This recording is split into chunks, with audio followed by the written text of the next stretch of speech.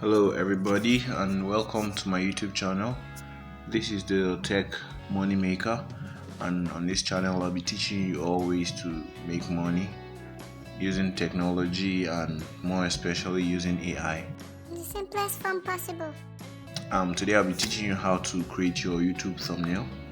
This is one of the most important things you do to make sure that viewers don't scroll away from your video as soon as it pops up. Okay,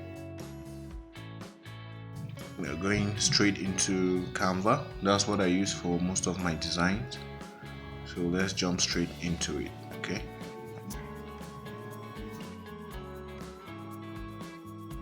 what you're gonna do is you see you have your YouTube thumbnail here. All right, but then I'll suggest you search using the search bar at the top, because it will give you the leverage to choose from other people's templates, which makes it easier. You're going to be creative and improve on their own designs. So as you can see, Canva templates, we have up to 10,000 different templates. Isn't this amazing? Okay, so you can see we have many of them.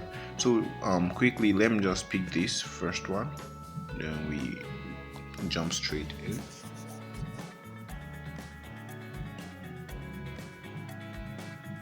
Alright, so this is amazing. You already have a design created. What you'll do is click on the picture, you delete. I believe you should already have a picture that you're ready to use. So I'll just go into my gallery, I'll pick a photo and add to page. So you resize it. Resize it. Then you remove background using one of these options at the bottom. You see BG remover, and you remove background. That will ensure you have a smooth blend. Okay, so let me just scale it to make sure it sits well.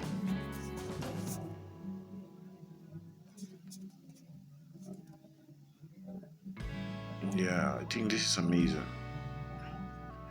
Yes, this is amazing. So as you can see,